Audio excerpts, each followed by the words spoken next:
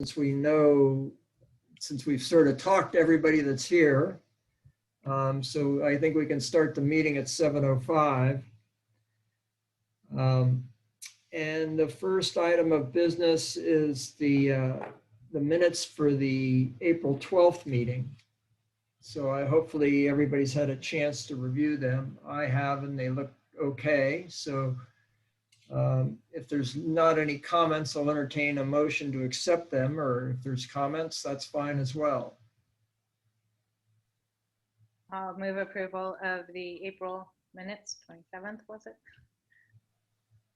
Oh, no, that wouldn't be right. Sorry, not the 27th. Don't put that in the minutes. Whatever. April It was April 12th.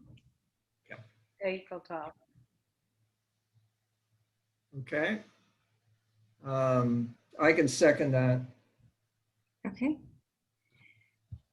All right, so Commissioner Wan, Yes. Commissioner Klein, Yes. Commissioner Texler, I think she was on. Oh, I saw her Yeah. lips move, but she was on mute. It's not a Zoom call till someone forgets to unmute. Commissioner Whedon. Yes. Okay, the motion passes 4-0. Okay, and I see Sally Meadows is on the line, so welcome to Sally. And Thank you. Sorry I'm late. I was coming from another meeting, so. No we problem. understand that. It's very nice to have you. The second item of business is a presentation by our ex-commissioner, Don Bray, about what's going on with Silicon Valley Clean Energy. And we put together a few questions. And so during your presentation, I imagine Don will hit on most of those. And I'll let you take it away, Don. But if you have specific ground rules you want, let us know. No, I'll go through a number of slides here. I wasn't entirely sure who all the audience might be, so I have some slides at the start that I'm going to go through super fast because it's really, what is SVCE? But then, yeah, the questions that you have are sort of embedded in a few of the different topics that we'll move through. Why don't you just interrupt with questions as we go? That's fine. And then in terms of advancing the slides, Miko, should I attempt to share, or do you want to put the slides up? Is there a way? We can do that either way, whatever you're comfortable with. If you'd like me to pull it up, if you have it there and you want to try. I do. I'll give it a try, okay. But I'm going to rely on you if this doesn't come off as planned. So I'll hit the share button down here, and we will go to this presentation. Okay, can you all see that? Los Altos Environmental Commission? It's still saying that you're starting to share.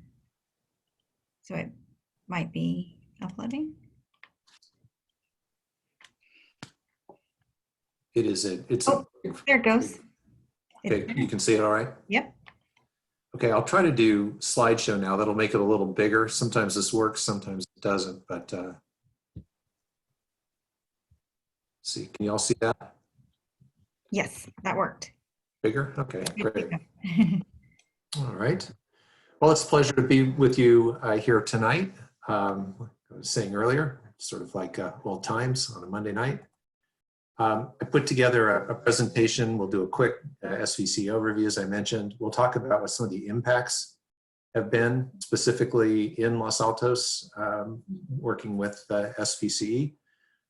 We'll talk about CCA, community choice aggregation trends around the state, and a few legislative and regulatory priorities. I think that was one of your questions.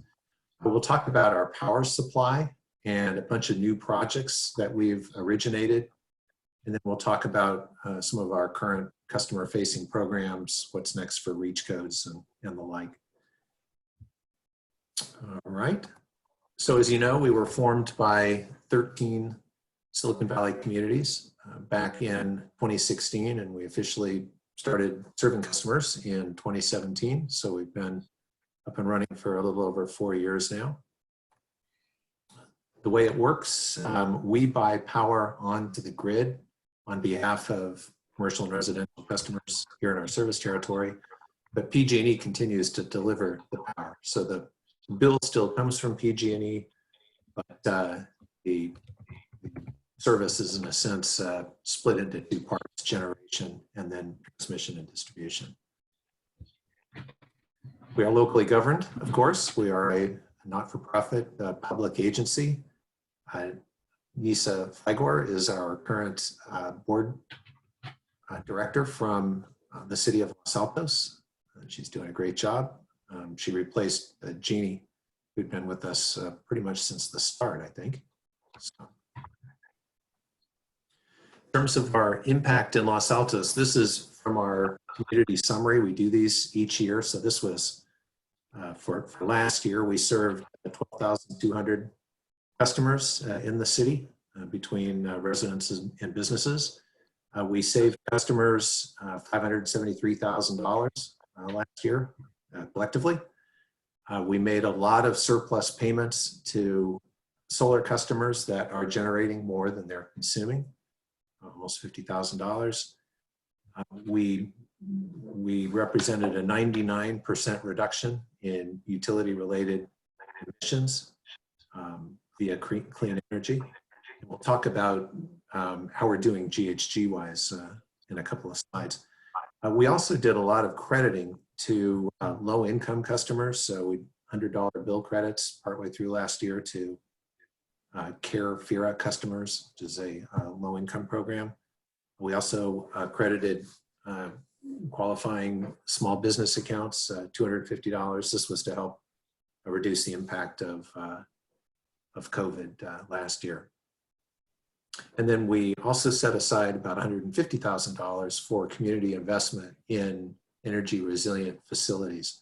So this could go into, say, solar plus storage at a municipal facility. And Miko, I don't think anything's been decided yet in terms of how to use this money, but these grants were made to all of our member agencies, and the amounts were basically prorated based on the size of the community's load in terms of SVC's overall load. So some communities were entitled to more, some less, but this was the amount for Los Altos, and you're free to spend that along the lines of the requirements in the program. So this is what GHG reductions look like since we started. 2015 was a baseline year that we did an inventory for across all our communities in SVCE. And then 2017 was the first year that we began serving customers. That was only a partial year. But since that time, you can see the emissions continuing to move down. These are numbers specifically for Los Altos. And these are emissions from gas and electricity use in all buildings, commercial and residential, and then transportation. So it's not everything that would be in an inventory because we don't consider water and waste, but those are generally kind of the remaining 5% or so of emissions in a portfolio. So a very nice move down. Across SVC's service territory, we're down more than 20% from that first year, or that benchmark in 2015. So real good developments here.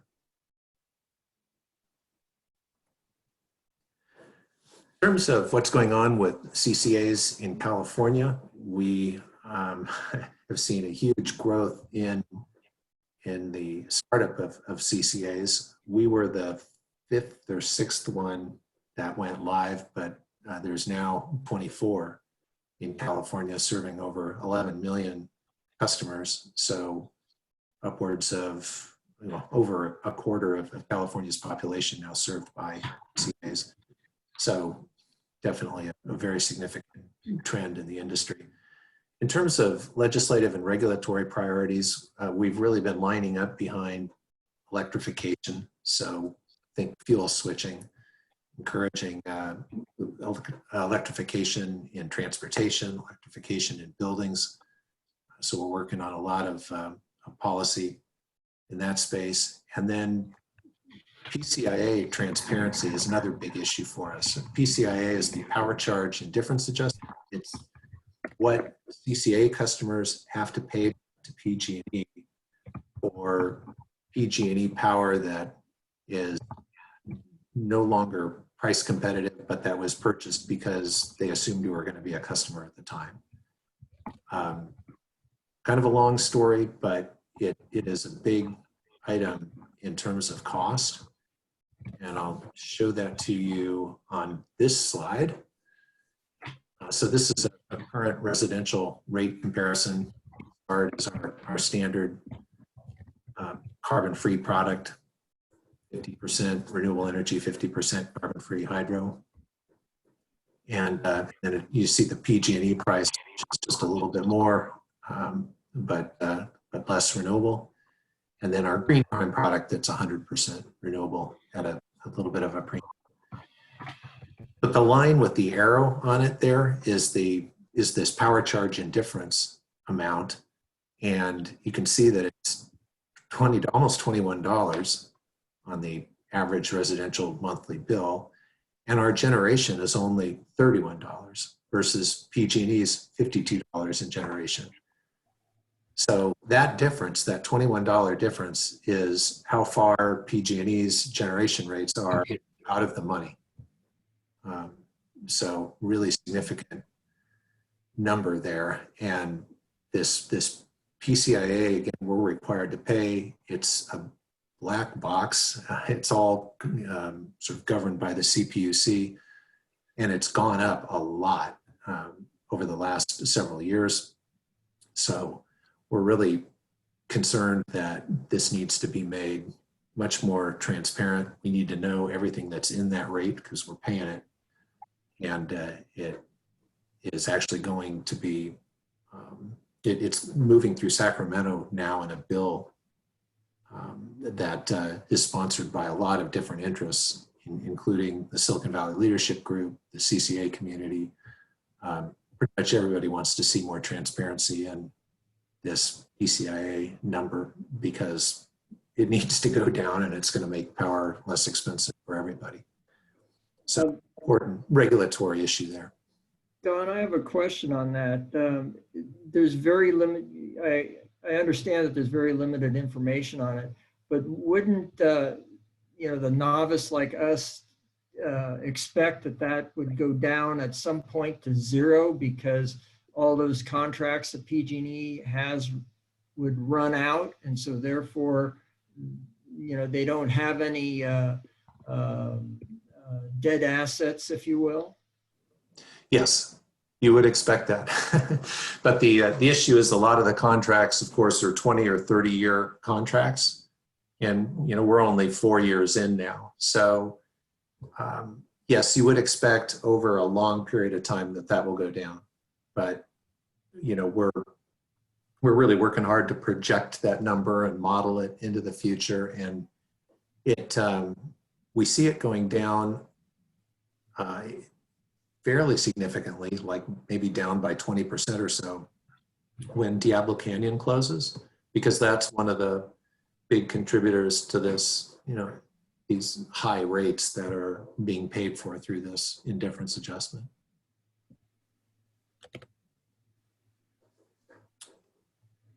Any other questions on this? We work hard to keep our generation rate plus this PCIA below PG&E's generation rate. And so right now our discount across our generation discount is about 1% of PG&E. We've averaged between 4 and 5% since we started. But over this last year, the PCIA went up by so much that we really had to reduce our discount to stay competitive with PG&E. And we had no choice but to reduce that discount. We're hoping we might be able to expand it again a little bit next year, but it's going to depend a lot on the movement of that PCIA value. All right, so our overall strategy is to decarbonize the electricity supply. So what goes into making electricity. So we look at carbon-free electricity sources, renewable and the like. We also want to decarbonize the built environment, fuel switch from natural gas to clean electricity, and we want to fuel switch from gasoline to electricity in the transportation sector. And then we want to do that in a way where these things are complementing one another, where we integrate things like energy storage and demand response so that we can make sure that our demand is as flexible as possible to meet a supply of power that is more intermittent and flexible by its nature than the traditional gas plant or nuclear plant. Our goal is to reduce GHGs by 30% from 2015 by 2021. These are sort of SVCE-wide goals, 40% by 2025 and 50% by 2030. We're going to get very close to that 30% by 2021. We're tracking really well. I showed you that one slide that had Los Altos's GHG reductions. We're actually in the process of calculating 2020. It's going to look really quite low, actually, because of what went on with COVID, and transportation was way down and the like. So that may be lower than it deserves to be, but even with that, we think when 2021 is all counted up, we should be pretty close to that 30% reduction target, which is really just a great accomplishment for all our communities, and everybody should feel good about that. So this is what's going on the power grid more broadly, and I'll explain this chart. Some of you have probably seen it before, but on the left in megawatts is the load on the entire California grid, and along the bottom are the hours of the day. On the left, it's midnight, and then you go into the morning hours to noon in the middle, and then back to midnight on the right side of the chart. And it shows how, if you look at the top of that curve, including the red dashed line, that's how energy is used on the entire grid during the day. So you see it peaks right around 5 o'clock in the afternoon there, the top of that red dashed line. But the bottom of this curve is what's going on with fossil fuel plants. And what's in the middle between that red line and the bottom of the brown line is solar. So there's a lot of solar on the California grid now that is absorbing, a lot of that demand during the middle of the day. But of course, when the sun sets, traditional resources need to be relied on. And so the duck curve, as it's known, and if you look at the brown line, it kind of looks like a duck or a bird of some sort. It's becoming more and more exaggerated, where the belly is starting to get closer and closer to zero. In fact, there was a day a couple of weeks ago where during the afternoon, it did go through zero. There was more renewable energy produced on the California grid than was being used, and it didn't, so it had to be basically shipped to other states. Didn't last very long, but it was the first time that had happened. And it happens a lot in the spring because you have very sunny days and it isn't too warm yet, so there isn't a lot of air conditioning demand and the like. So figuring out how to incorporate more power resources onto the grid that we can use during the non-solar hours is really a big priority. And I think that was one of your questions. It's like, what are we doing to try and expand renewable resources on the grid that can help fill in this curve under the brown line and not just supply the grid during the sunny times of the day. This is our annual product content label. This is actually for the year 2018. They come out about a year late. We're working on ours right now for last year, but it looks pretty similar to this.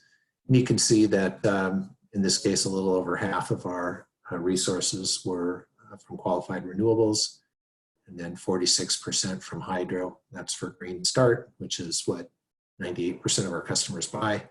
Green Prime is a 100% renewable product that costs about 0.8 cents more. So some customers go for that, but most go for Green Start. And then the California grid mix is what you see in the right. So you can see we're substantially more renewable and cleaner than what's on the California grid. And this is really, again, a slide that I think reflects what our communities in total have accomplished here with the formation of SVCE. We've now invested in the construction of 10 new renewable energy facilities, over $1 billion committed to contracts to build and operate these facilities in the coming years. There are 8 that are in California, 1 in Arizona, 1 in Nevada. The majority of them are solar plus storage. So solar is being built alongside a battery plant, and that allows the solar energy that's produced during the day to be used at other times when the sun isn't shining. So we were one of the first CCAs, one of the first power agencies to contract for solar plus storage, and it's really now sweeping the industry. You see very few facilities now that don't incorporate storage solar facilities. We also have contracted for 2 geothermal resources. One is a new build and one is a retrofit. Those are up in the Sierras. And then we have a wind facility in Southern California that we just contracted for last month. So this is where our power is going to be coming from, right? These are in the process of being built. The first one of these goes online at the end of this year, and then they come online over the next 18 to 24 months after that. And when they're all built out, they'll be supplying about 65% of the power that we use in our service territory. So it's not all of it. We're buying the rest, out of the market from renewable and carbon-free sources. But these are new projects that we've originated. Any questions on this before I move on? I had a question. Is all of the storage, is it all battery storage, or is there any other kind of storage? Yeah, great question. It's all battery storage, at least as of this point in time. But we've also put out an RFP along with, it was done jointly with a few of the other CCAs for what's called long duration storage or LDS. And there are a number of bids that are coming in for that are other types of storage. And there haven't been any commitments made there yet. It's still more in a research phase, but pumped hydro storage, pumped air storage into mine shafts. That's one that is getting a pretty good look right now. Pumped hydro has been around for quite a while, but I don't know that we're getting bids for that yet. And then there's different chemistries and that kind of thing, things besides lithium ion that are being looked at as long duration.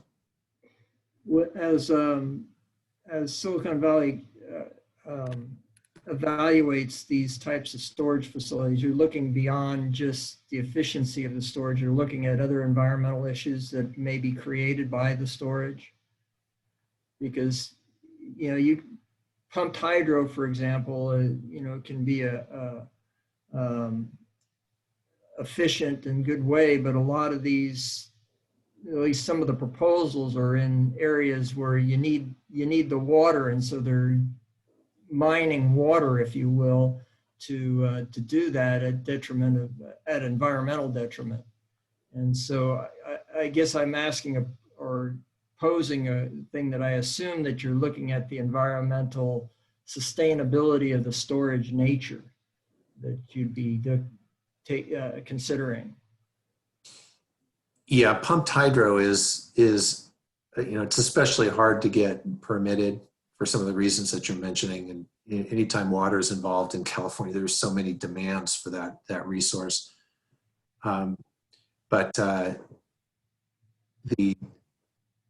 and in fact, with any of these projects, there's always a risk that the project may be stopped. And a lot of times it'll be, you know, an environmental issue that's being cited. It's called development risk.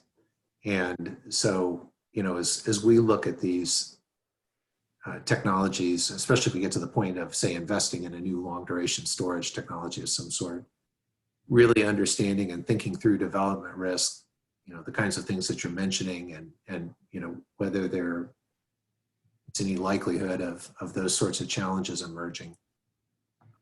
Yeah, it's definitely an important consideration. And you mentioned that it's battery storage at this point, and you said the battery storage is associated with battery manufacturing. Is that what I heard? No, it's just the solar plant and the battery farm are adjacent. They're together. Okay. Okay. Yeah. And, you know, there's usually, so if the solar farm over the course of a day produces, you know, let's say 100 megawatt hours, it'd be more than that. But then the question is, well, how much of that should we store? How much battery capacity should we have there, you know, so that we can dispatch that power at other non-solar times of the day? And you'll typically see like a 30 or 40% ratio in terms of a lot of that solar is going to go onto the grid during the day, but 30 to 40% of it's going to be held back so that it can be dispatched in the evening hours typically, which is when grid prices are the highest. Okay, so moving on to customer programs and resources. We got a lot of things going on, so I'm just going to highlight a few. We have what's called our eHub, which is an online site that has a number of different tools associated with it. An EV assistant that can help you shop for electric vehicles and find incentives and compare costs and operating costs and that sort of thing, not just first-time costs. It's really fun to look through, and there are so many new EVs being added all the time that it's it doesn't get stale. We have what's called the Appliances Assistant, where you can shop for a lot of different kinds of high efficiency, you know, all electric equipment like heat pump water heaters or heat pump space conditioners that can both heat and cool, induction cooktops and the like. We also have a Solar Plus Battery Assistant, and this is a concierge service that will help you design your installation and then get 3 quotes for you from good contractors in the area. So it's we like this service because it isn't necessarily saying you need to go have this installer work for you, but rather it relies on the market to deliver a good price, and we've gotten good reviews for this service. So those are some of the tools that are available online. We got a lot of other information as well about electrification benefits. We have our heat pump water heater rebate program. We're now in version 2.0 of this. The first program where we installed 100 of these is finished, and we're in the second one now. We've got room for, I think it's 160 or 170 installations in this program, and we're at about 70 now. So there's still some available slots. You can get up to $3,500 for installing a heat pump water heater in the place of a gas water heater. And I think it's $2,000 for the water heater and then $1,500 if you need a service panel upgrade associated with it. And there's additional money if you're a Carefera customer.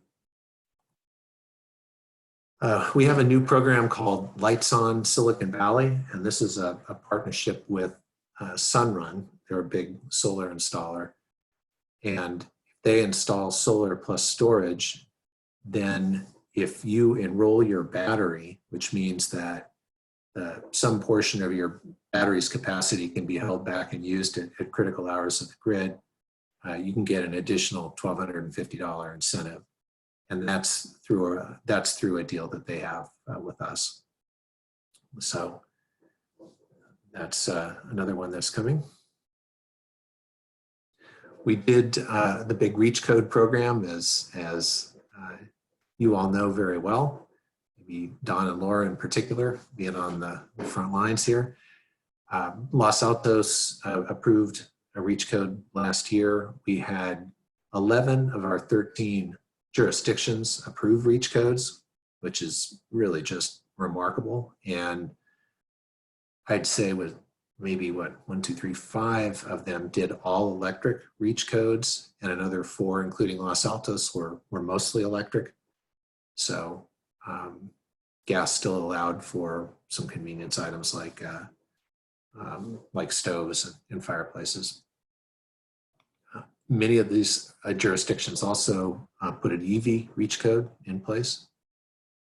So yeah, in terms of community commitment to not just to green building, but green transportation, this is really, really remarkable. And it's gotten a lot of attention in Sacramento that, you know, a county as big of ours with as many jurisdictions could come together like this. We have an innovation program, and every year we identify a handful of promising technologies, and we do pilot projects with those. We have one going right now with a company called EV.Energy, where you can enroll your vehicle if you drive a Volkswagen or a Tesla.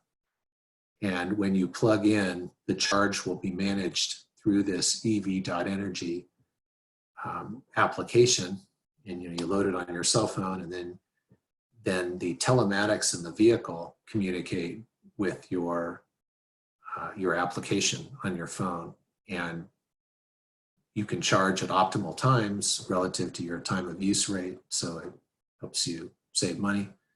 You can also choose to charge when the electricity on the grid is the greenest. You can choose to charge when events are called. So it's a very flexible app. It's being broadened to more vehicles and also to some chargers. They're going to be rolling out the second version of this this summer, but this was an example of one of our innovation programs.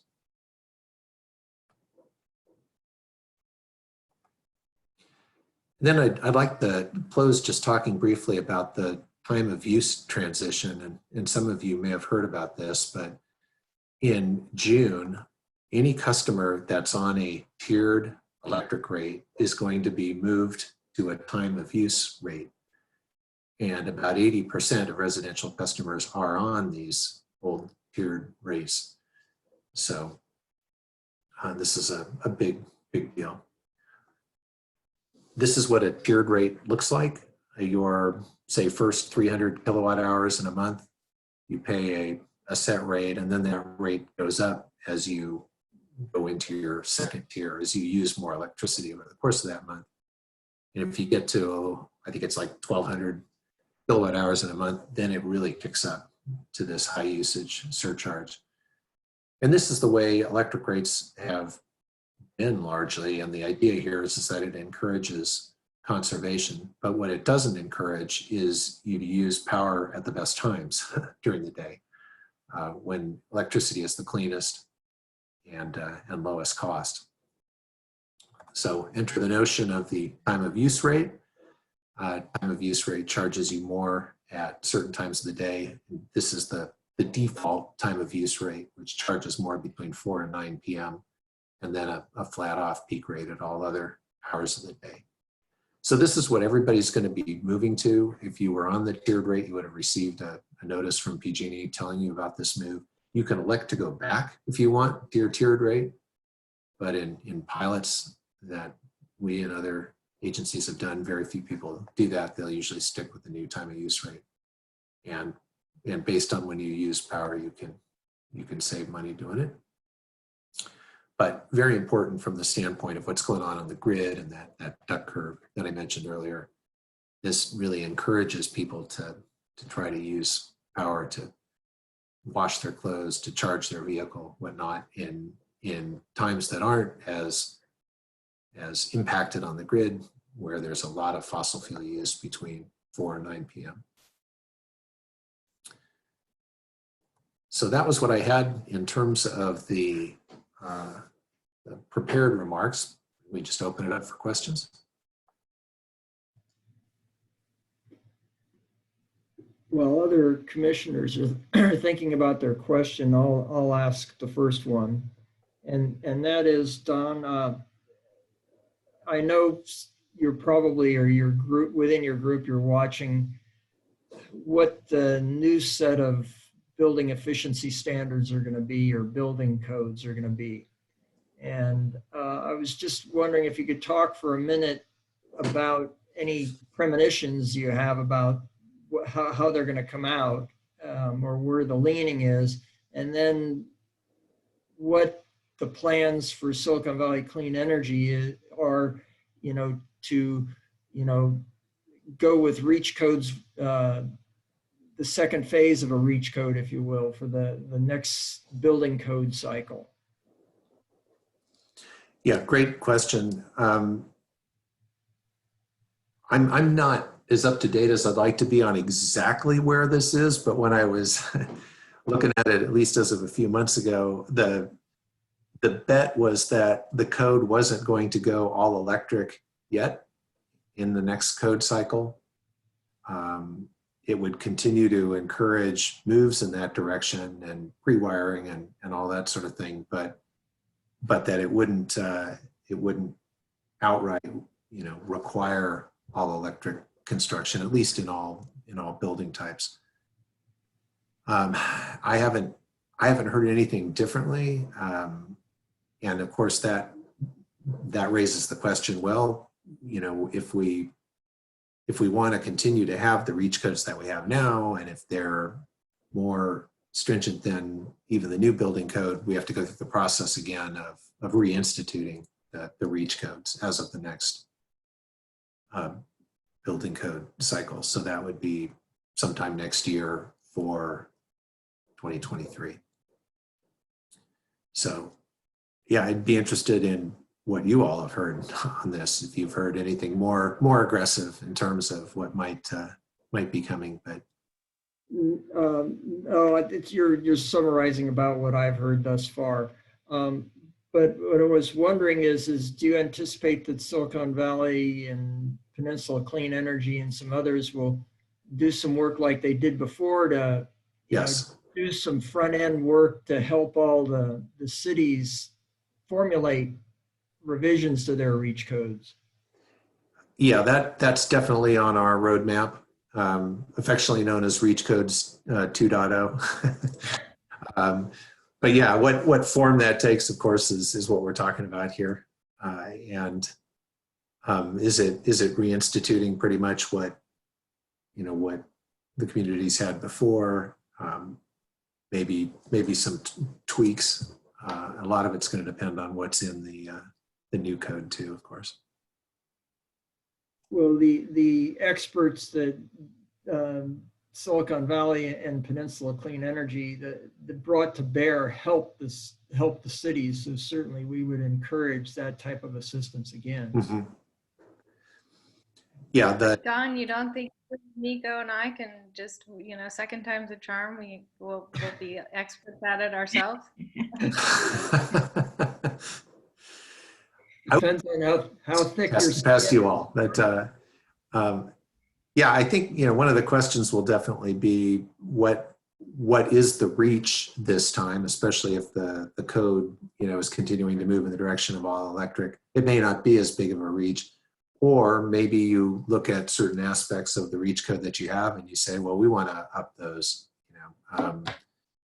But the Los Altos REACH code is a pretty good REACH code, and yeah, that would just be the call that you'll have to make. But yeah, there is definitely an intention on SVC's part to provide support again for a similar process. A couple of the agencies that didn't do reach codes, the county and Gilroy, are both talking to us now about implementing reach codes. They want to get it done, and the real question there is, should we aim at 2023 or try to do one between now and then? But the interest is pretty universal. So there will be another reach code program for sure.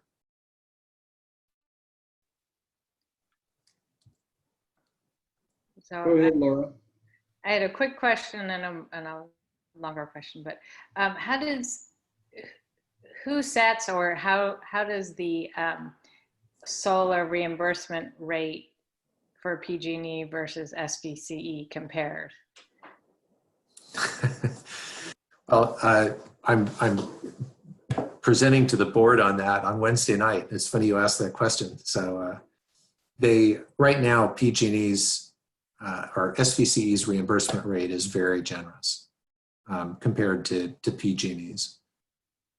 And it really works in a different way. So SVCE pays a retail reimbursement rate. So whatever generation rate you earned that credit at, if you have leftover credits at the end of the year or in April, which is our cash out as we call it, then you get paid the retail value of those credits, which can be substantial. The way PG&E's cash out works is it's based on if you generated excess kilowatt hours.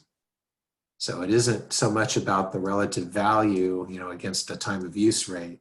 It's just, did you generate, more kilowatt hours than you used? And if so, we pay you what's called the net surplus compensation rate, which is currently about 2.7 cents per kilowatt hour, which is a grid wholesale electric rate. So that's what they're paying you. We're proposing moving to something that's more like that, but that would probably be a 2x of that. So still more favorable than PG&E, but that's based on surplus kilowatt hours, not just what your retail balance happened to be. So that was probably more than you even wanted to know in that answer, but that's the difference. Oh, good to know. And then my Potentially second what's question- coming. Yeah.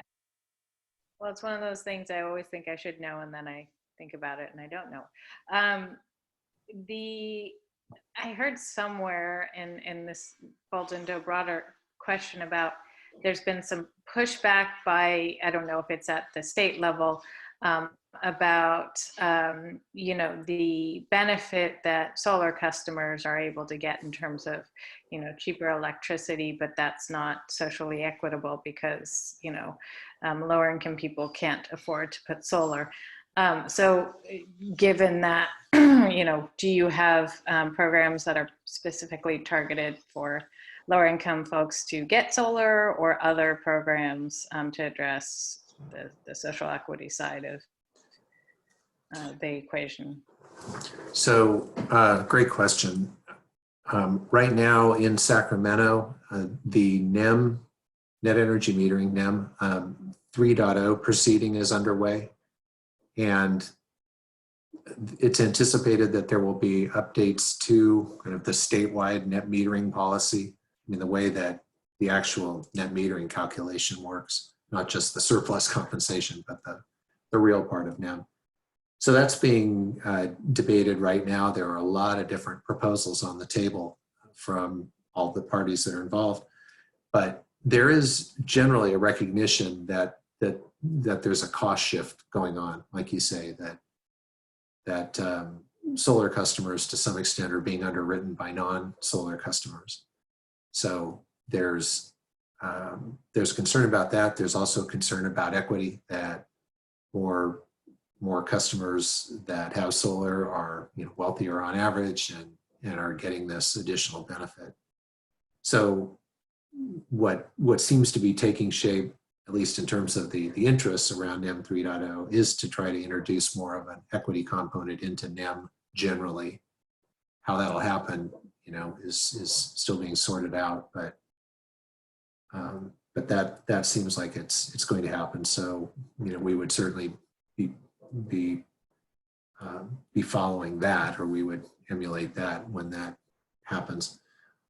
We're also looking at this net surplus compensation that I just mentioned, actually having a higher rate.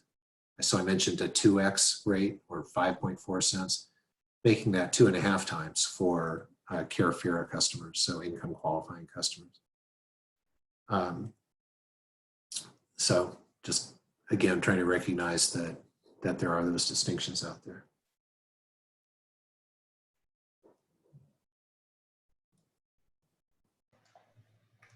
Well, I guess I will, sorry. I guess asking the same question Laura just asked. So you mentioned surplus of the solar energy, I mean electricity, but if you don't have surplus, the rate is counted the same, right? I mean, so right now it's little less credits, but you are promoting the little bit more incentive for solar production, I mean, the electricity. Yeah, I should have mentioned that. That's a good point. So only about 12 or 13% of solar customers actually have a surplus balance at the end of the year. Uh-huh. And for those that truly over-generate in kilowatt hours, it's probably even a little bit less than that. So it's unusual for a solar customer to over-generate you. But for those that do, yeah, we have the payout that I mentioned. Okay.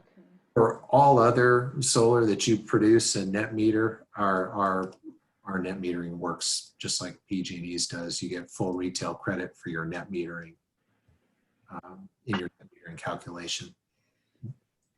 Thank you.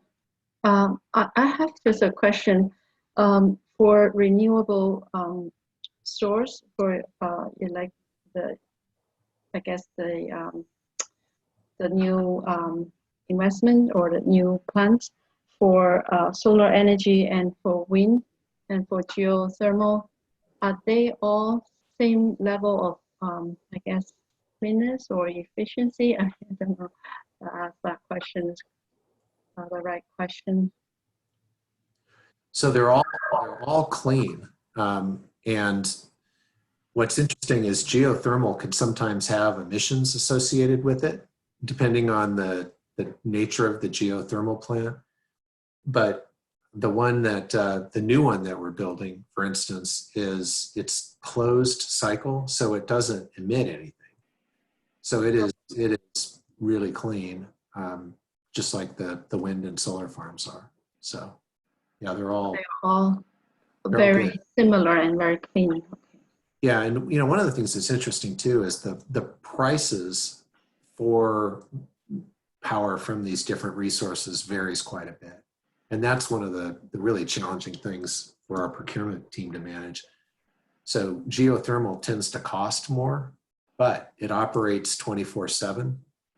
Mm-hmm. It produces power, you know, every hour of the day, day or night, which is really nice to have some of in your portfolio.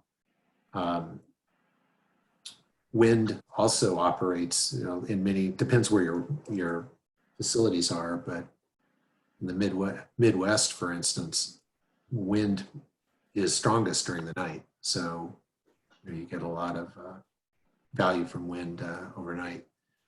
Nice balance. Thank you. Any other commissioner questions? Well, I don't know if this is a question or more of a discussion point in terms of what our process is going to be as a city to determine what we're going to use our resiliency money for. That was I believe the program term, and I can't remember now how much it was, but.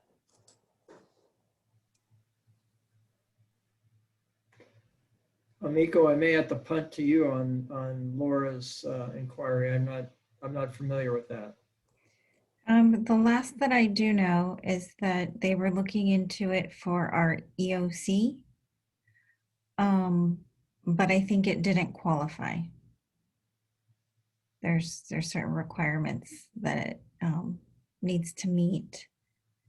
And so I think the last that I believe it was Peter and possibly even Anne that we're working with the team on the Silicon Valley side that's heading that up.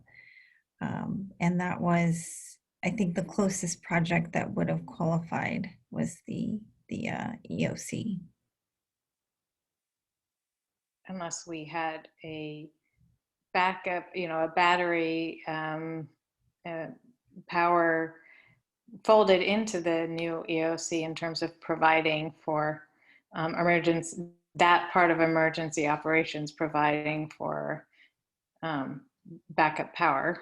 I would think that might, anyway, this could be a discussion we could agendize, and I don't know if it's appropriate for the commission to discuss. Obviously it hasn't come to us as a question, but I would just be interested to know what the process on the city side is for determining how that money is being spent, and just to ensure that it is being spent on something that's going to be a net environmental benefit, particularly around reducing our emissions as a city. So I'll leave it at that. Dawn, I do see Sally Meadows with her hand up. Sally, are you able to unmute yourself? Yes. Okay. As long as you can hear me, then I am able.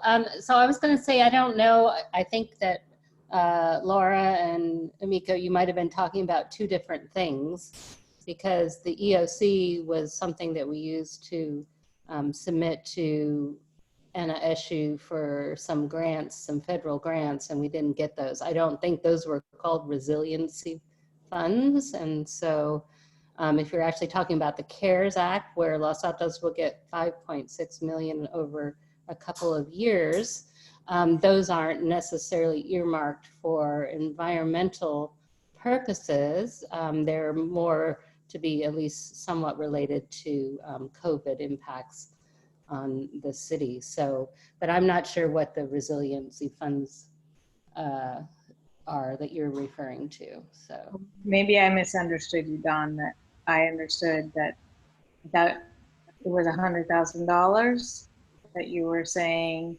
Now, is that just savings that Los Altos as customers got, or was that the money? So when COVID, first, when it became clear last April or May how serious this was, we put in place the customer credit programs that I mentioned to low-income customers on the residential side, and then to small businesses.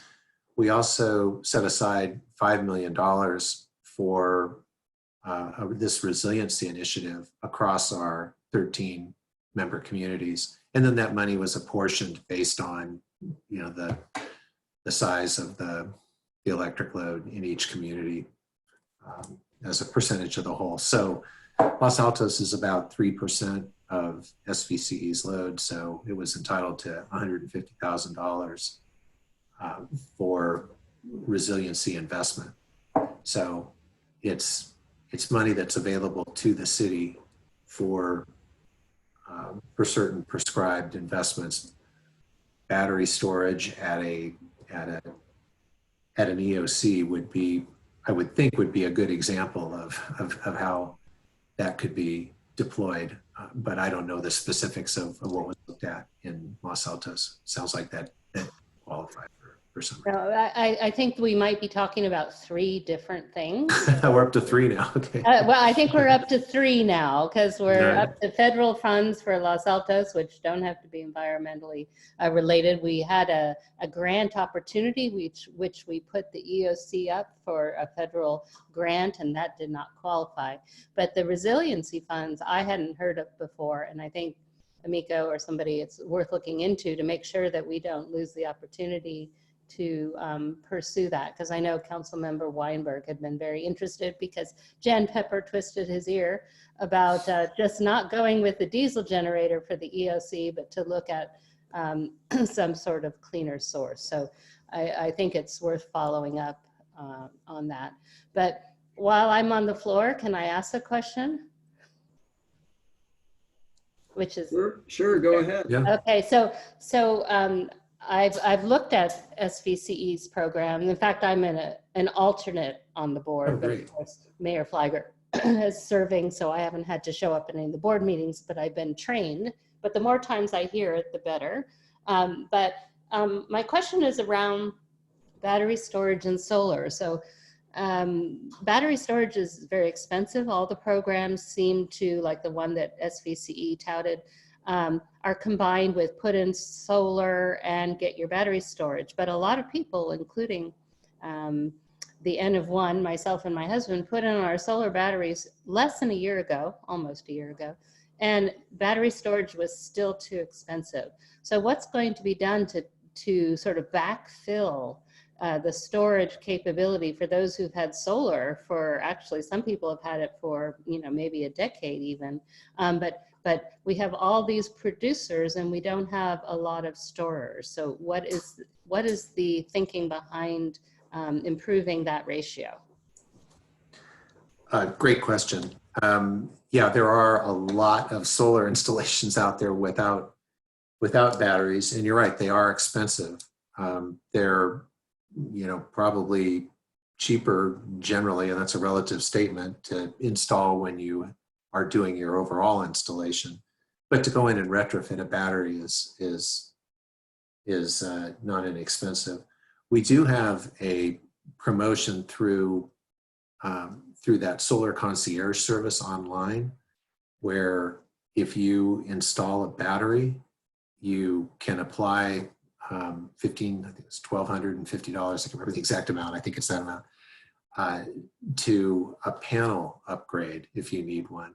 And so we're recognizing that some people are going to be installing a battery and then doing kind of an electrical upgrade, making their home more ready for electrification at the same time. So that is an incentive that you can get if you're just putting a battery in. But it does mean that you have to upgrade your panel at the same time, and that you have to need that. You may not need it, but that's one example. Well, I want to ask, what does it mean by upgrade the panel? Like you're adding more panels? Solar panel? So it's the electric panel at your home, and a lot of older homes will have a 100 amp panel or 150 amp panel maybe, and if you want to have an EV charger and let's say a heat pump electric water heater and heat pump space conditioning, you need more electric capacity. You need more panel capacity to make those things possible, to do the wiring that's needed and to have sufficient electric capacity. So that's what and I can see the confusion. It sounds like solar panel, but it's actually an electric panel upgrade that we're talking about. Oh, okay, right. But for those, especially we're talking about having solar panels, but without the battery. So I just heard that you're saying only 10–12% of those solar owners have the capacity exceed the usage. So 80% of the solar owners, I guess, are under the typical usage. So therefore the battery, the storage is what is the meaning for promoting? Well, storage can help you with a few things. It can help you generate electricity during the day and then use it in the evening out of your battery when power prices under most time of use rates are higher. So it allows you to, in a sense, harvest the difference between the cost of energy in, during the sunny hours and in the evening hours. It also allows you to keep the lights on if the grid goes down. So there's a resiliency benefit. It has to be wired in such a way to do that, but many of them now with batteries are. So those are some of the benefits. Okay, so overall, it probably did not create too much benefits to the overall community, I guess, if it's not a huge increase. Does it, because it helps a lot with the duck curve, right? Yeah, yeah. Oh, okay. Yeah, it means that you're using power from the sun during the evening hours instead of relying on the grid that has fossil fuel plants producing much of that same power. So it's just a cleaner installation to install a battery with your solar. But as was mentioned, it's expensive, and the prices are coming down, but it's still expensive. Miko, since this is a discussion item, I think maybe we ought to see if there's any public questions, and then we probably ought to wrap it up so that we can continue on with our agenda. Okay, I do see 2 members of the public here, Gary, and there's a phone number, but does anybody wish to speak? Looks like the one is unmuted. So I don't think we have any. Laura, do you have something else, or does another commissioner have any final questions? I was just going to ask if we could get a copy of Don's slides, since they were so informative. Sure. Miko, if you feel free to forward those around to anyone who's interested. Yes, I will do that. Thank you very much, Don, and we miss you. Oh, I wanted to add one other thing. We really hope Silicon Valley Clean Energy and other CCA success, because without you folks, we wouldn't be nearly meeting our climate goals. So that's why one of the things I'm interested in, if there's problems on the horizon, please let your member agencies know, because what I mean is problems with legislation or other things that jeopardize good functioning of CCAs. Yeah. Yeah. Within SVCE, we're always like super conscious of the fact that we wouldn't be here if it weren't for the communities, and we really are the community. I mean, we're a public agency, so we absolutely rely on support from every one of our communities. Our board of directors is outstanding. The leadership that our directors showed in their respective communities, working with their commissions around REACH codes and so forth. I mean, it's just it really is very much a community endeavor that it gets called SVCE, but it's definitely a big collective effort here. And so we need. You guys just did a great job with the REACH codes and supporting some of the other things that we're doing. Well, we need you, and we thank you. Well, it's mutual. So really appreciate the opportunity to speak with you tonight, and I'm sure our paths will cross again soon. Thanks. Thank you, Don. Thank you. Right. Thank you, Don. All right. Good night. Okay. Let's see. I would like to continue on with our agenda, and the next item is probably one of the more important things. Is Miko, do you want to take us through a status update on our climate and adaptation plan? Yes. Just making a note here. I see Commissioner Humayun joined us here.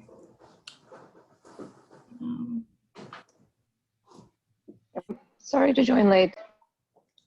Okay, it's good to have you. Sorry, this is what happens when you're the speaker and the note taker. Give me just a minute. Okay. All right. So we had our first focus group meeting, and that was April 23rd. That was, how vulnerable the community assets are to climate hazards, and, under future kind of climate conditions. Although future climate conditions are not 100% certain, there's tools that can be utilized that can forecast certain scenarios. And so the one that was used for this particular focus group projects, or that will be used even for the adaptation portion of the climate action plan, would be scenarios through 2100. And so, models developed by through the scientific community, through the California Governor's Office of Emergency Services. So they provide that information. And of the different areas, look at precipitation, wildfires, power supply and outages, and heat waves, floods, different types of those vulnerability aspects. We do know that days with extreme heat will increase. That'll be one of the more significant. Some of the other ones weren't quite projected to be that much of a change in range.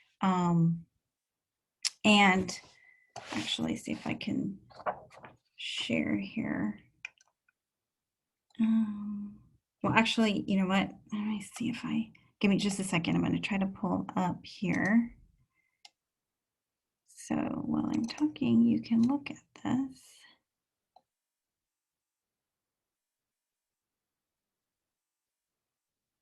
Okay, here we go.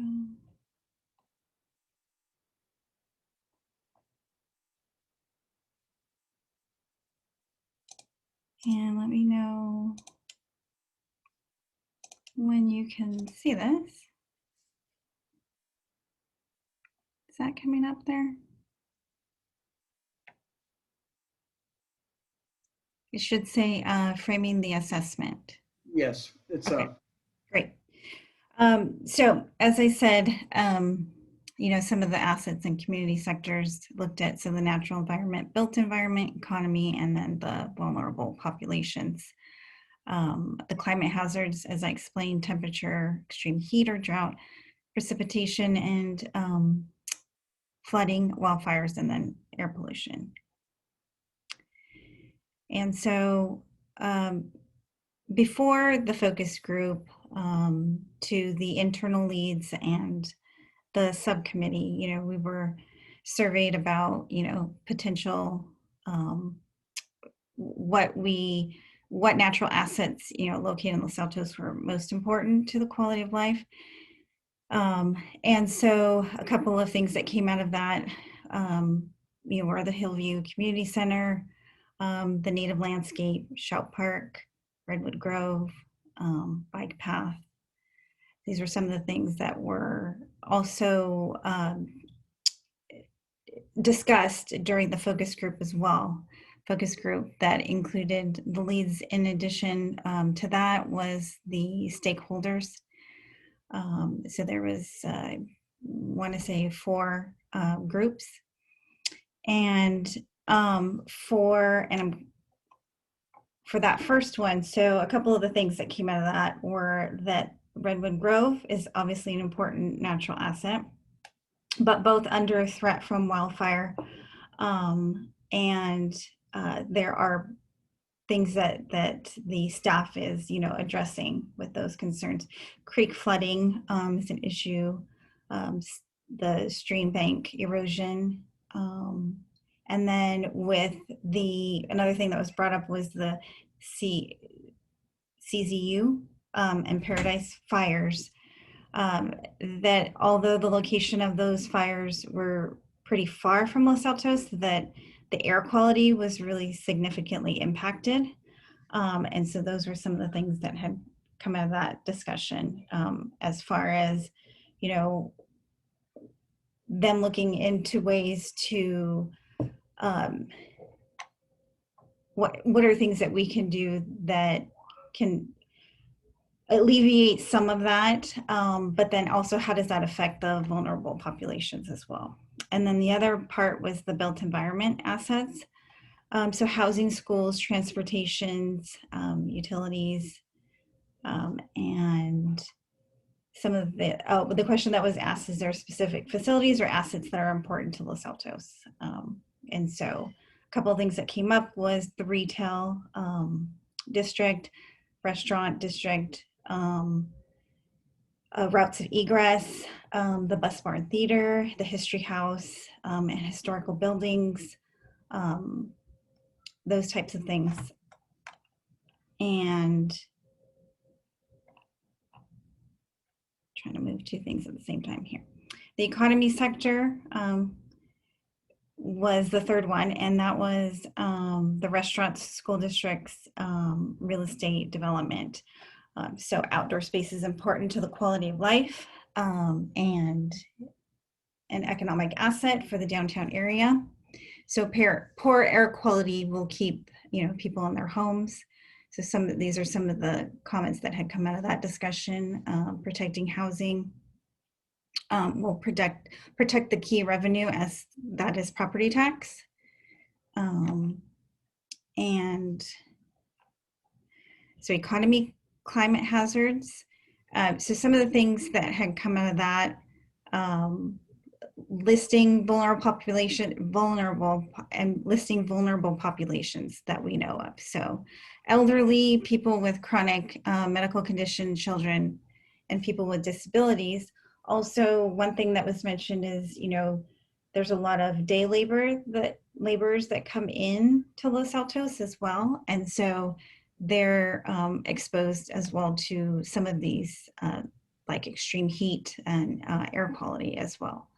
And then seniors, that as some of these things affect resources with water and sewer and other types of utilities start to increase, you know, then the seniors are vulnerable, that may have a lot of money in terms of their property value, but not necessarily income that's coming in steadily.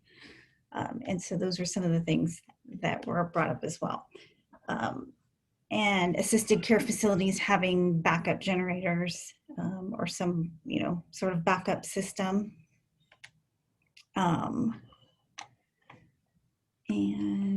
I think that was the last one on the focus group. Amico, one question is how did the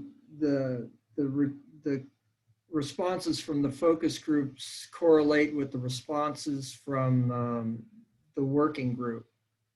Was there fairly close coordination, or was it, you know? It was very similar. Yeah. A lot of what came out of the focus group echoed what the original assessment or feedback that had originally come out of the first initial discussions. And maybe you can just take a minute to discuss the next steps that will be on the CAP, and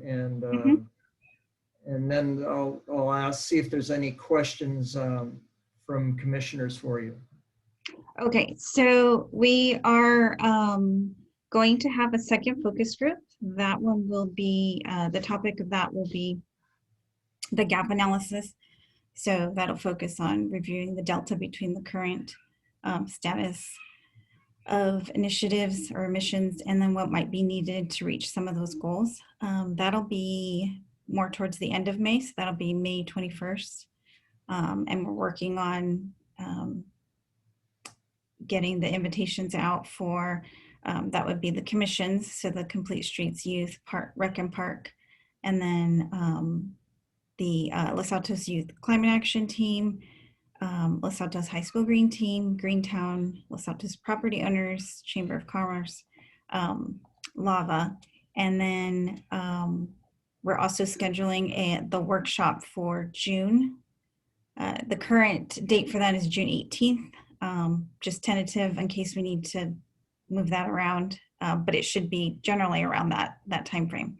And then the survey, first CAP survey is out, although we, or at least I've started working on the second one. And so this first initial one was more heavily focused on the adaptation part, which is getting feedback on the vulnerability assessment portion of it. And so that is what we have in terms of next steps. Can I ask a quick question, Don? Go ahead, please. It's time for commissioner questions. Just want to know how many members of the subcommittee are attending the focus groups, and or, you know, in terms of, is there ability for other commissioners to participate, or is that going to get beyond our limit, our 3-person limit? Because it's not an agenda. It is going beyond, yeah. I've kind of run that past a few different people just to see if there was any way. Also, how you had brought up last time, potentially doing a second subcommittee, maybe with focusing on other parts of the development of the CAP, but we can't have 2 running on the same topic. But the last focus group, unfortunately, I think all 3 of the members had previous engagements and were not able to make it. So hopefully the next one will. However, they do tend to meet when we do our biweekly or meetings with the consultant. So typically when we've done the meetings with the leads that are not the focus groups with the stakeholders, the subcommittee's there.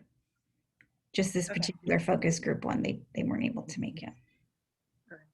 Well, just if it's possible, if there is an opening that would allow a non-subcommittee member, you know, even if it's last minute, to throw it out to other commissioners, say, hey, if you want to listen in, not to participate or, you know, but just to hear. I would be interested to hear, you know, what some of the stakeholders are saying, and if there's an opening. Again, I don't mean to make it, don't mean to step over any lines or make it hard, just if it happens to be. Thank you, Laura. Other commissioner questions or comments?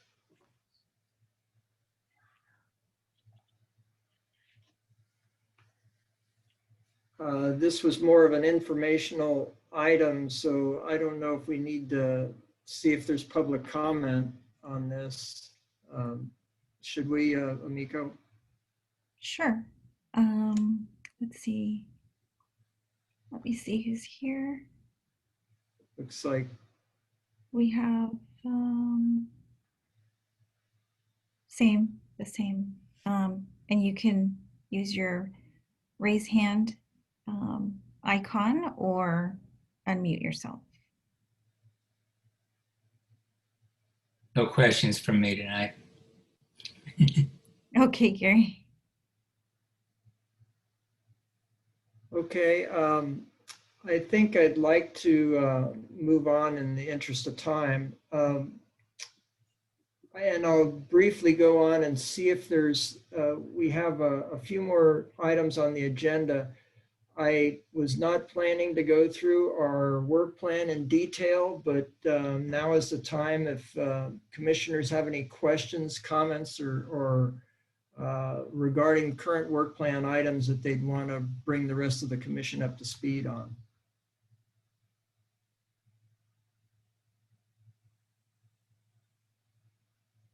Dawn, Yes. I do just want to ask one question, if I can, about a work plan item.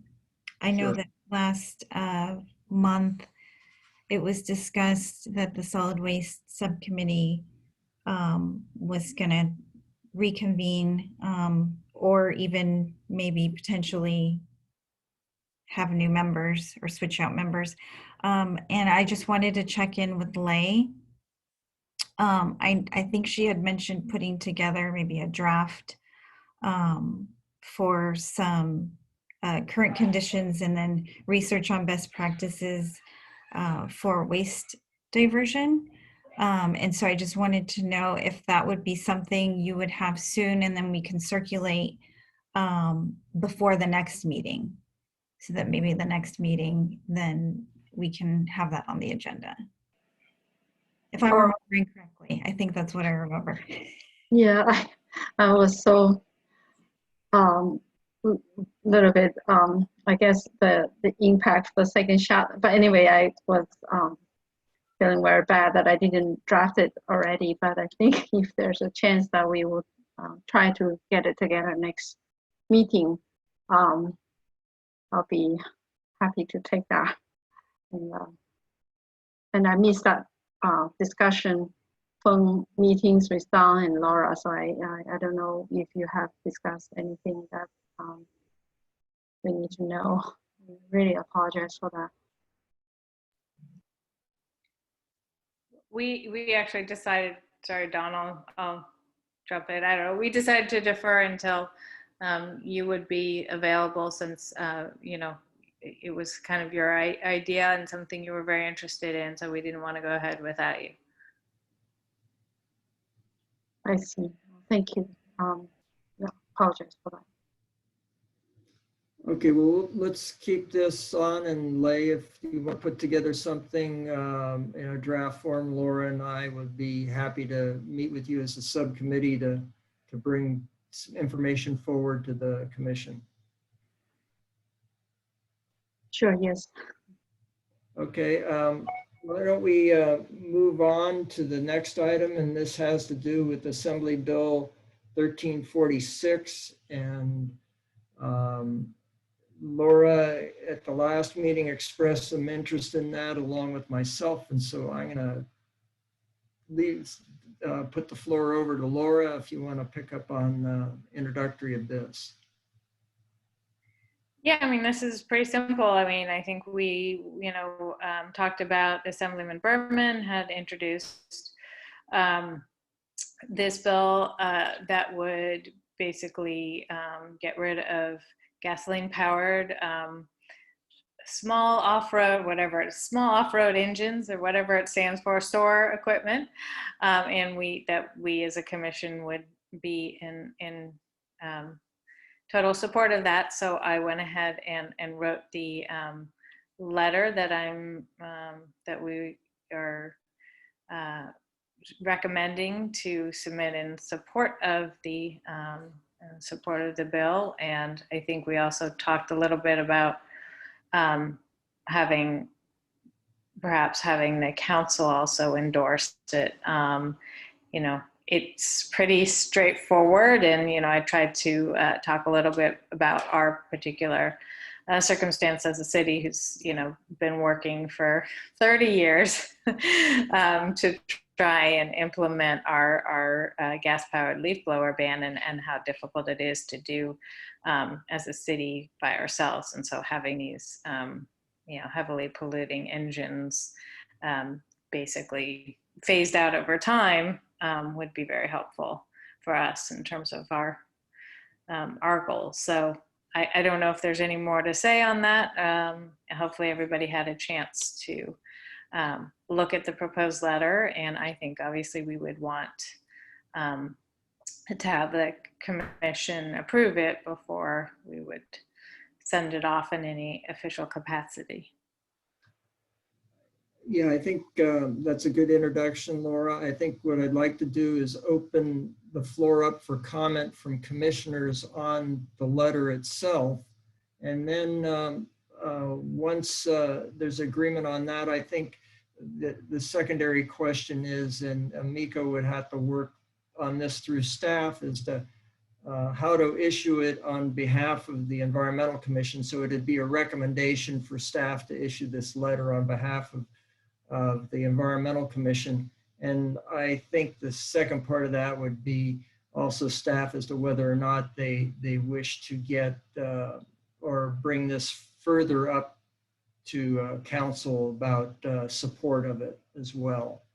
So I think there's multiple things, and certainly we have to work within the rules of the city of Los Altos as to whether or not the appropriateness of submitting this, and also the manner and signatories of it. But let's first have a discussion on what and Amico's brought it up here on the screen, see if there's any comments regarding the content of the statement.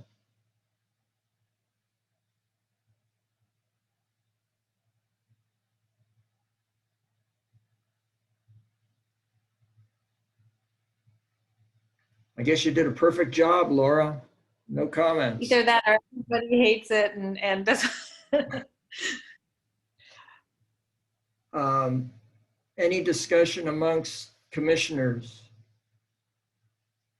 Or I guess the public, and then I'd like to go ahead and call for a question, at least on the submission of this statement to staff. I can speak on that now, Dawn. Okay. So I did check. It would need to go to the council. So I believe if I did all my kind of date calculations correct, the first meeting it could get on would be June 8th. Okay, and okay.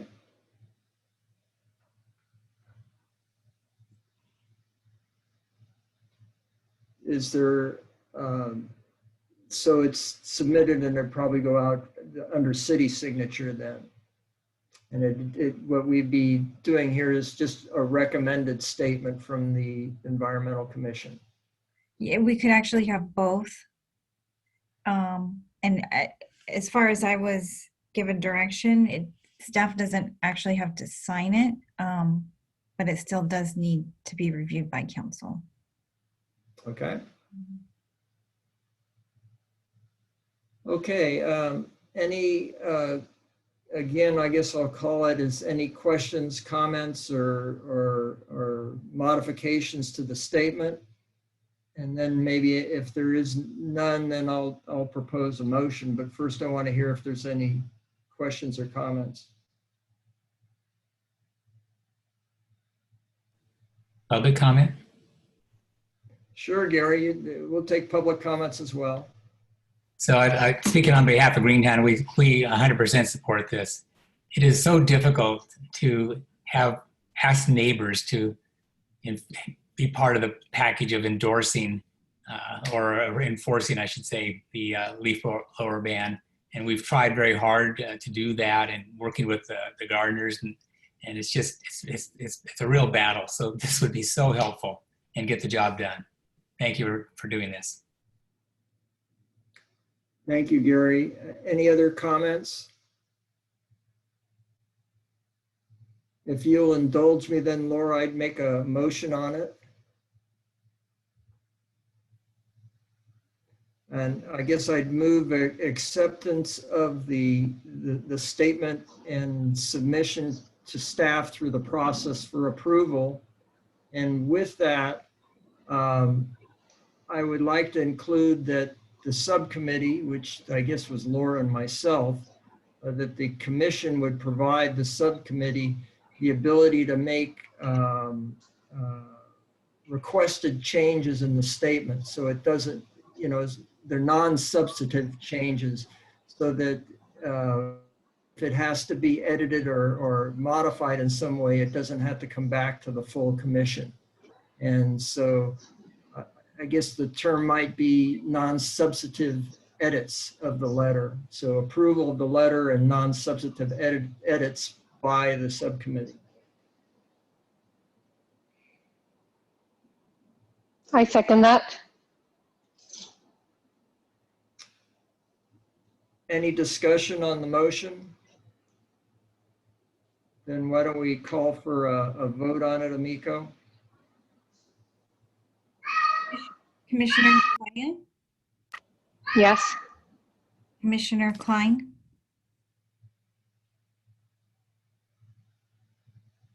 Commissioner Klein, Commissioner Juan. Yes. Hello. Oh, hi, David. Looks like I was muted. Yeah. Yes. Okay. Sorry.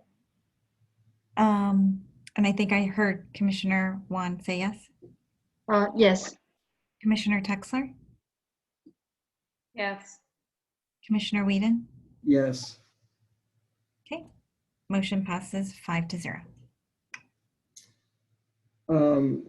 Two more items on the agenda.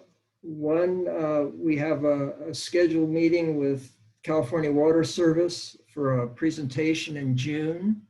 And in the agenda package were some questions, like we've done with similar to our other guests, of types of the topics to have them cover while they're here presenting.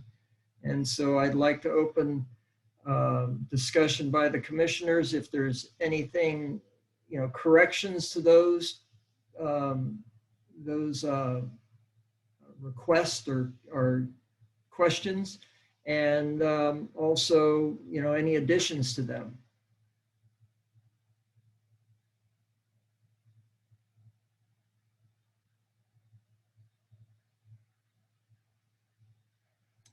Would you like me to put it up on the screen? We can put it up on the screen, yeah, if you want to take a minute for that. What I would suggest is from this is if there's additional questions that we want, we put them here, and then I think we give Amico some editorial permission to group them or state them more succinctly if necessary. And Amico's trying to do two things at once again. No, I think the list is a good list, and I would expect. I don't know if we know who's coming from Cal Water, but whoever is that, that they would be open to additional questions that get prompted after their presentation. So we will have Dawn Smithson, the district manager, and then we're also going to have Susan Cordone, and she specializes in water conservation.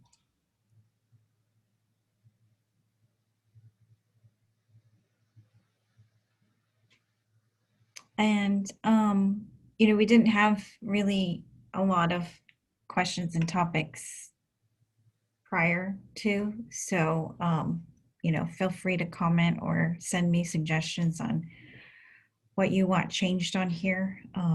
This was kind of just a first draft of some initial thoughts. And then I did include yours, Dawn. Yes. In there. What I would suggest, if there's no comments at this time, I'd like to suggest that any commissioners that have comments on things that they'd like to hear from Cal Water to give it to Amico, and then with the condolence of the rest of the commissioners, Amico will talk with me and we'll edit the list and succinct it down to provide something that I don't think much has to be done to it now, but just in case there's additional ideas and concepts that come up, that we can group them into topics for them. And just one thing to add to that, just we want to give it to them with plenty of time to prepare, and it is for the next meeting. So if you can get me your suggestions or anything you want to add by the end of the week, Friday, then I can get it to you, Don, and we can hopefully come up with the final draft to get over to Cal Water by the week of the 17th to give them some time to prepare their slides. That's fine with me.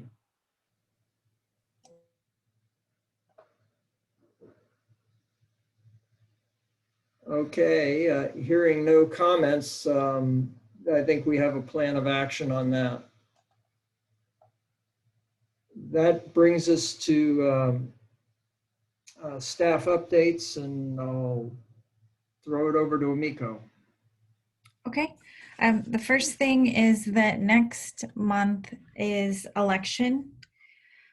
And so we will be doing the election of chair and vice chair. It's done annually, so that time has come. So please start thinking of the positions and come prepared to either nominate yourself or someone else, and then also be prepared with maybe prepare yourself if you're going to be nominated. I guess I'll say it that way. But just start thinking about that. And we already talked about Cal Water. That was my other item. And then also on the City Council agenda for tomorrow, there's an item for the resolution endorsing Innovative and Carbon Dividend Act. This is the 2021. So you probably remember in November last year, there was a public comment and it was Bill HR 763 at the time. Now that's changed, obviously, it's a new year. And then in January of this year, we did have on the agenda the HR 763, but the new legislation hadn't converted over yet. So now I think it's like HR 13 something. However, the legislation has been changed since originally it was reviewed by the commission. However, also the specifics on what the details of the legislation itself are not public yet. And so I think it will be pulled and possibly referred back to the Environmental Commission. So that may be coming back to the Environmental Commission to revisit that conversation. And I don't know when the specifics are going to be made public, but hopefully it's before the commission can review it, so at least they know what those details would be.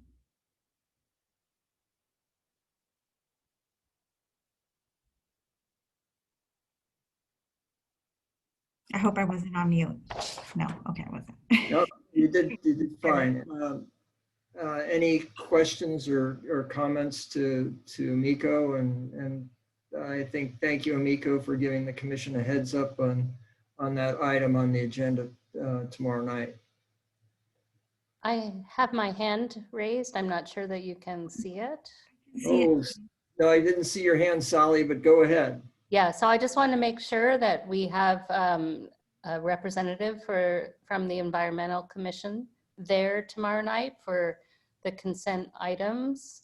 And so in case there's, you don't necessarily have to speak, but if it is pulled, then there might be a question or something asked. I don't know who's on the agenda for tomorrow night's council meeting.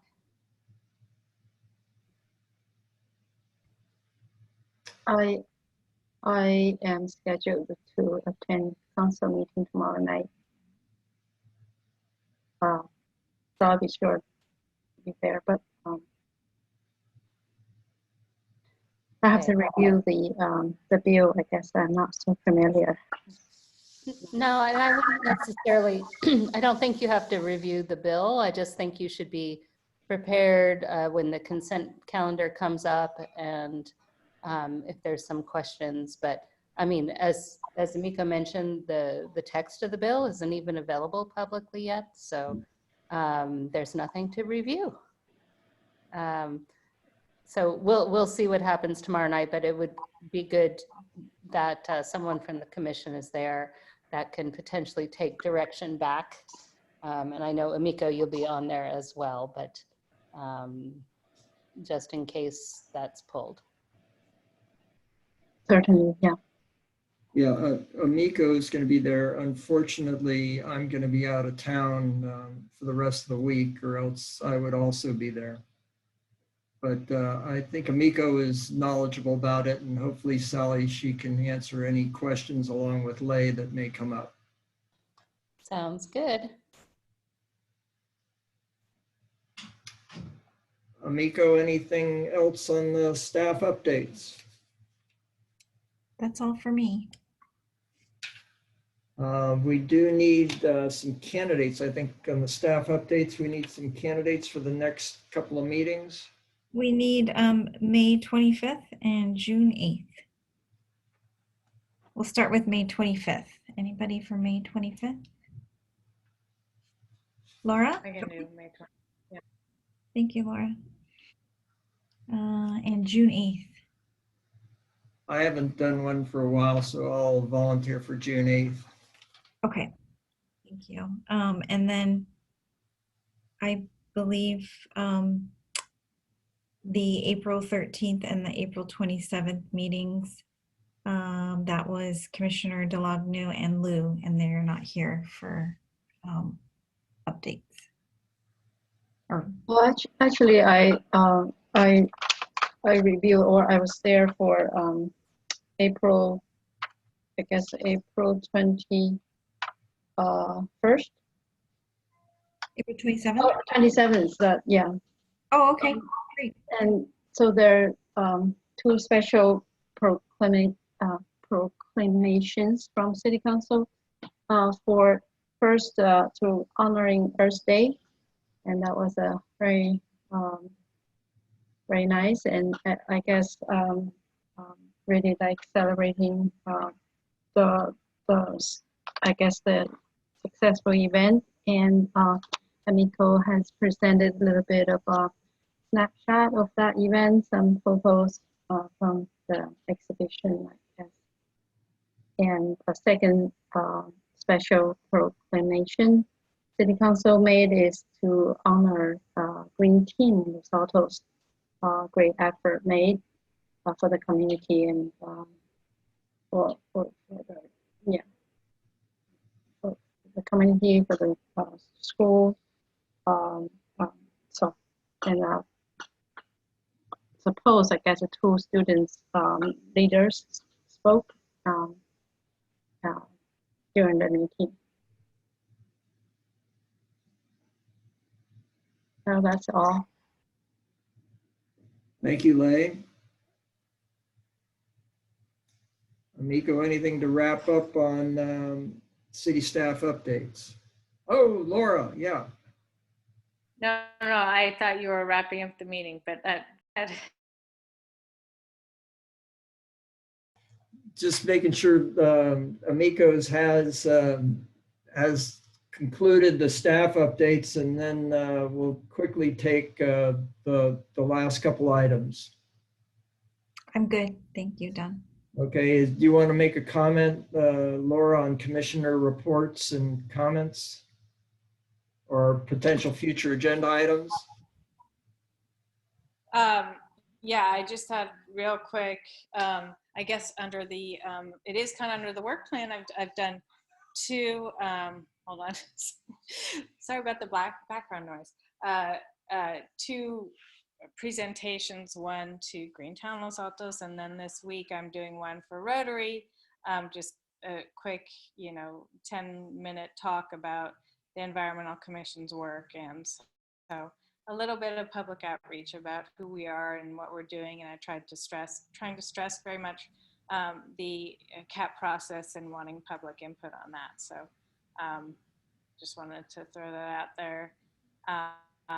And just to follow up on Lay's mention of the green team from the Los Altos, that from the high school that was awarded. They co-presented with me to Greentown. So at some point it may be something we might want to consider as a commission, hearing from green team, since they're really quite an accomplished group in what they've done for the high school. And then there was and then the one other thing I just wanted to throw out there for a potential future agenda item, if I don't know if we're there yet, but I'll do it anyway.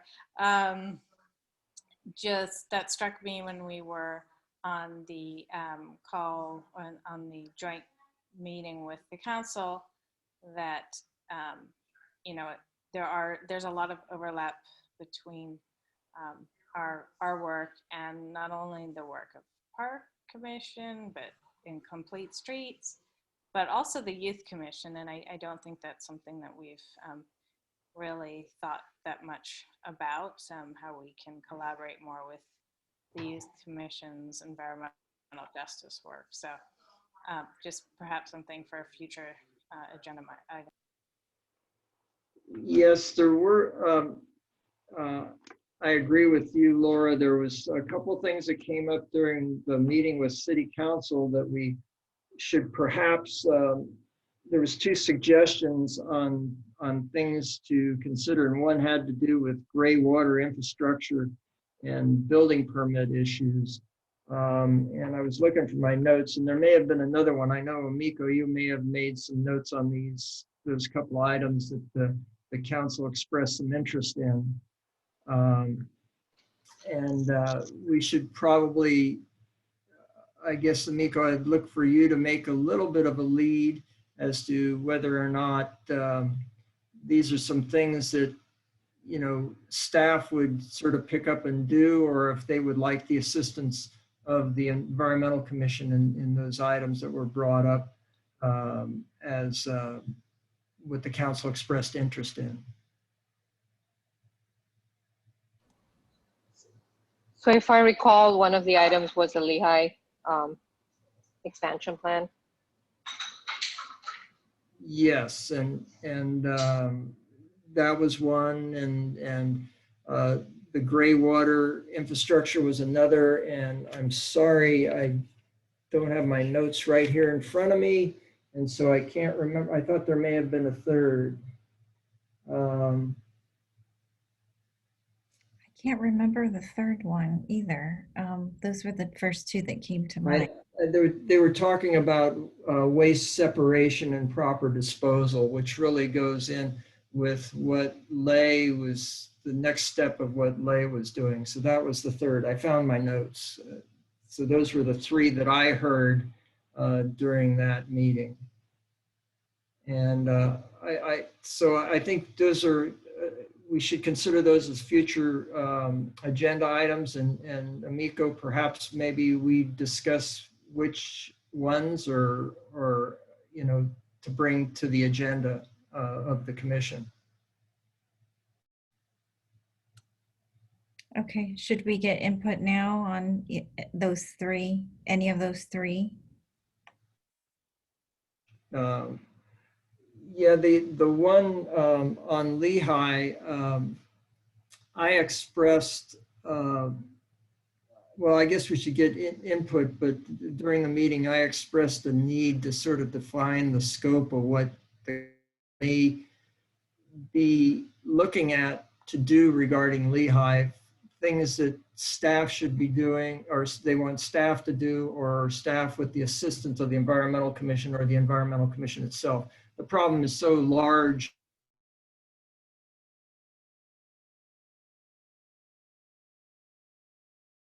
Two items, I think one's within our work plan, and the others is a request that seems, you know, very reasonable and defined. So, but let's take other input from other commissioners as to, you know, what to bring forward and how quickly. Well, I would actually like. So I would be happy to work on the gray water reuse, recycling efforts if I can get a couple other commissioners to join in.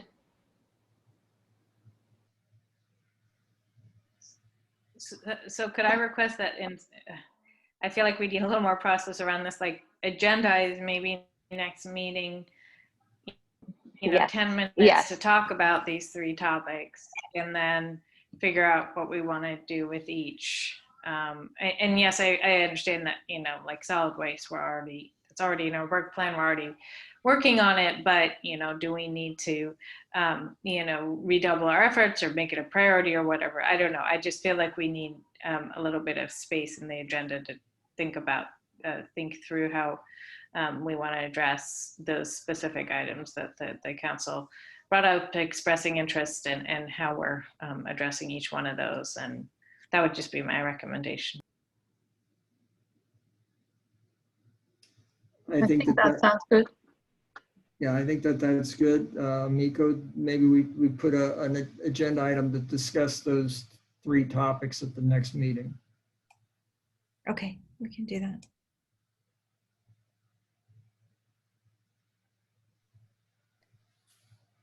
If I can just say a word, I would say that the interest of what was expressed should also be correlated with the council priorities and objectives when those are finalized. So,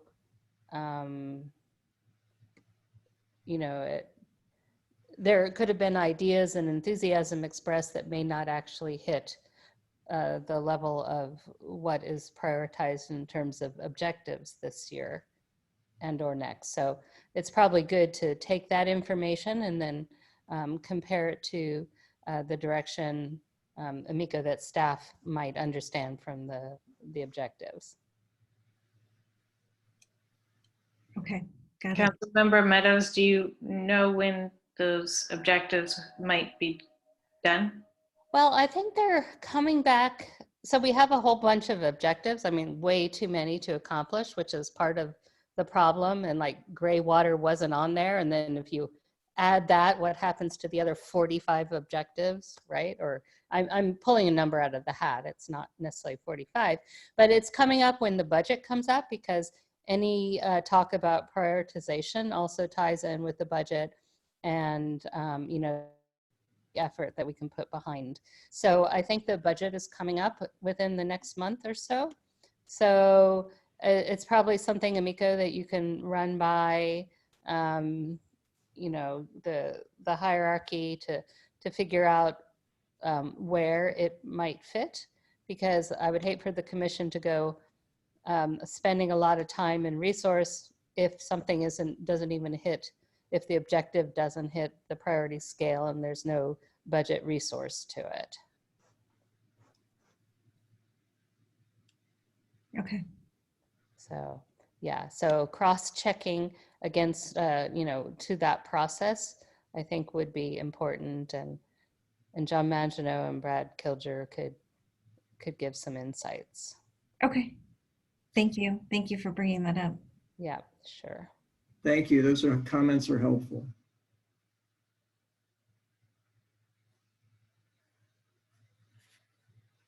Okay, I'll give a last call for commissioners for any comments on future agenda items or reports on activities that have been occurring.